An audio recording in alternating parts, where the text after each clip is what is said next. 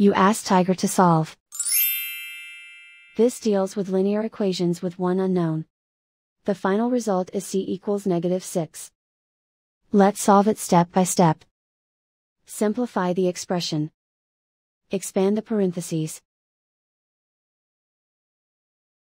Multiply the coefficients. Simplify the arithmetic. Group all c terms on the left side of the equation. Subtract c from both sides.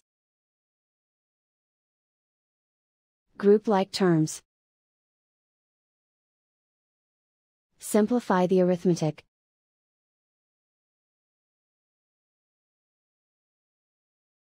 Group all constants on the right side of the equation.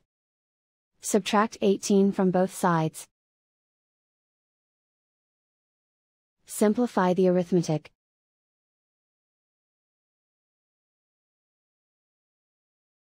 Isolate the c. Divide both sides by 3. Simplify the fraction.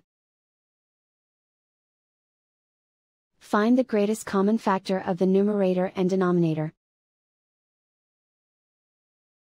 Factor out and cancel the greatest common factor. And so the final result is c equals -6.